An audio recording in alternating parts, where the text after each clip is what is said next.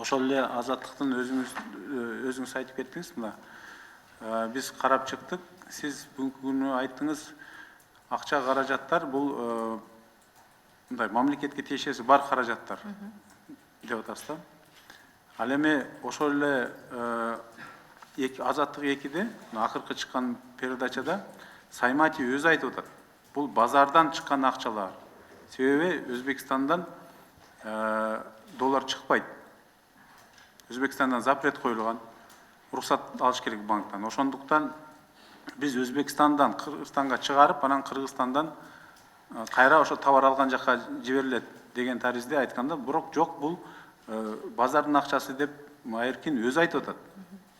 Шуга кандайча бир карама каршы болуп калып атат да. Жок, бул жерде схема жөнүндө сөз болуп атпайбы? Мисалы, абдан узун схемада, жанагы Кытайдан келген товарлар, бажы төлөмдөрү, андан тышкары ошол андан сырткары кайра Кыргызстан аркылуу башка мамлекетке өткөн акчалар, ал акчалар кайра Кыргызстанга келип, адалданып, жуулуп, тазаланып, башка чет мамлекетке чыгып, кайсы бир деңгээлде кайра тазаланып, айланып келип атат да.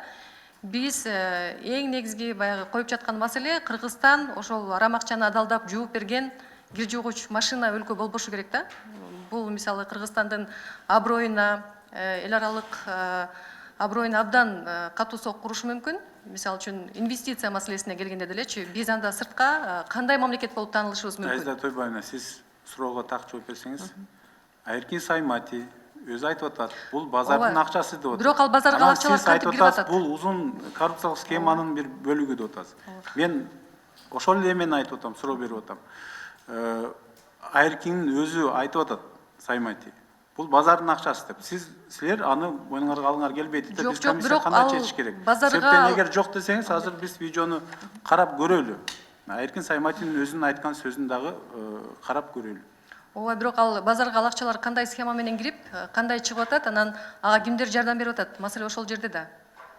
Бажы системасы, бул башка маселе. Бажы системасы жардам берип атат, бирок ошол жардамдын негизинде такташ керек болот да комиссия азыр. Ал акчалар кайсыл жактан келген, эмне болгон акчалар, бул комиссиядагы кызыктар да. Комиссия, бирок бул эң ириде бул укук коргоо органдары иликтей турган маселе да. Биз журналисттер, биз ошол схеманы көргөзүп бердик, акчанын жолун көргөзүп бердик.